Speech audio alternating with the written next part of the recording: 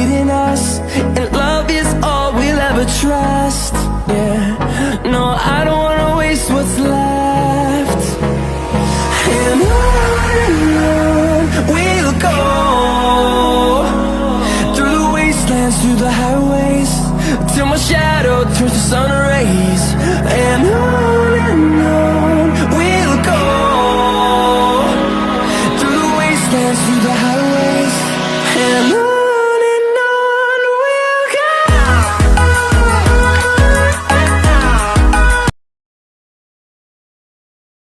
Siapa yang tidak kenal dengan pemandian alam Banyu Biru? Sejak dulu, kolam air di Desa Banyu Biru, Kecamatan Winongan, itu sangat populer bagi warga Kabupaten Pasuruan. Keindahannya terkenal, kejernihan airnya juga luar biasa. Dengan ikan-ikan tombro di dalamnya, pemandian alam Banyu Biru menyimpan eksotisme tersendiri. Selain menjadi salah satu destinasi pemandian yang dikenal dengan kealamiannya, kolam pemandian ini juga menyimpan kisah mistis yang menarik untuk ditelisik. Konon, air kolamnya yang berasal dari sumber ini dapat membuat wajah terlihat awet muda. Selain itu, banyak orang datang untuk niatan berobat. Tak hanya sampai di situ, Banyu Biru menyimpan ribuan ikan keramat. Kalau mandi di sini membuat orang terlihat awet muda memang iya, karena orang-orang niatnya ke tempat ini untuk refreshing sehingga wajahnya terlihat berseri-seri dan suasana hatinya senang.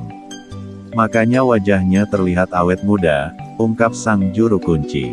Adalah Subandi, 60, warga asli Desa Sumberjo, Kecamatan Winongan, Kabupaten Pasuruan mengungkap sejarah kisah mistis kolam pemandian Banyu Biru. Beberapa hari yang lalu, kami berkesempatan menemui sang juru kunci Banyu Biru tersebut. Ia pun mulai berkisah sembari menunjukkan tiap-tiap sudut Banyu Biru. Setelah kerajaan Majapahit runtuh, sebagian rakyatnya memilih untuk memeluk agama baru. Sebagian lainnya melakukan pelarian ke berbagai wilayah, termasuk salah satunya di sebuah hutan yang kini lebih dikenal sebagai Desa Sumberjo, Kecamatan Winongan, Kabupaten Pasuruan. Dua prajurit yang terdampar tersebut masing-masing bernama Mbah Kebut dan Mbah Tombro. Oleh Mbah Kebut dan Mbah Tombro, hutan itu dibabat dan dijadikan permukiman baru. Untuk mencukupi kebutuhan kesehariannya, mereka berdua bekerja. Mbah Tombro sebagai petani, sedangkan Mbah Kebut sebagai pembuat keris atau empu. Hingga kini, peninggalan keris buatan Mbah Kebut yang berupa peron itu dapat disaksikan dan diletakkan di sebelah makamnya yang juga berada di Kompleks Pemandian Banyu Biru. Dikisahkan, Mbah Tombro memelihara 2 ekor kerbau. Pada suatu hari, ia tak mendapati kedua peliharaannya itu. Ternyata kedua kerbau miliknya itu tengah asyik berkubang di dalam sebuah kolam kecil berlumpur. Beberapa saat kemudian, Mbah Tombro menyadari jika kerbau-kerbaunya itu terperangkap dalam lumpur dan tak dapat bergerak. Mbah Tombro berinisiatif untuk memetik 4 lembar daun keladi kemudian dikibaskannya tepat di depan kerbaunya yang masih terperangkap.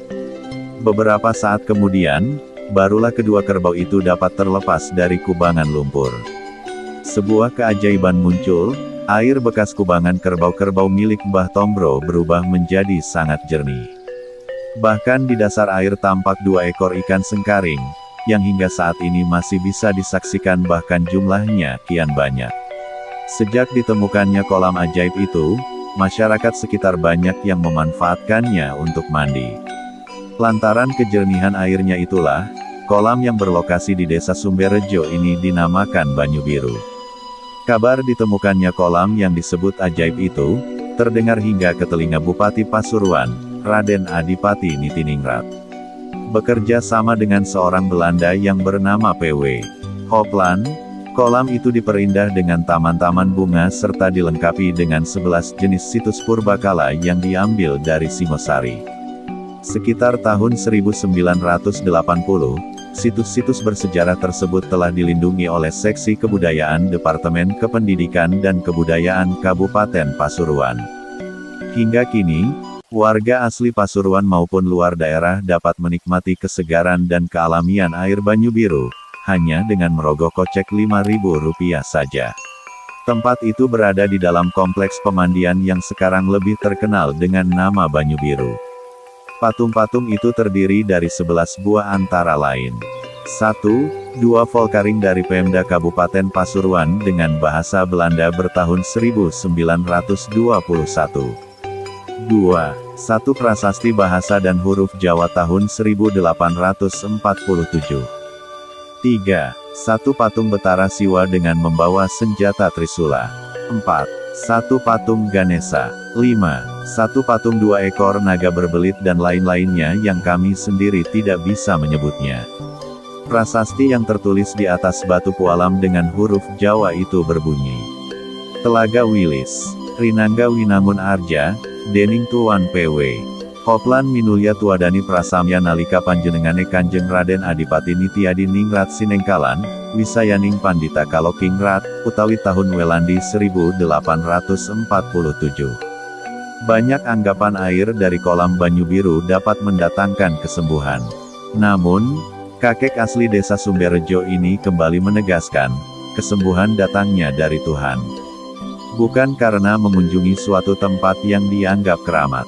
Karena rasa terima saya kepada alam dan tanah kelahiran yang telah banyak membawa berkah, saya ingin terus mengabdi sebagai juru kunci. Hingga saya bisa menemukan orang yang tepat untuk menggantikan saya, pungkas Suban. Terima kasih sudah menonton channel Faikah dan Farhata Family, jangan lupa ikuti terus agar tidak ketinggalan video-video terbaru dari kami. Terima kasih.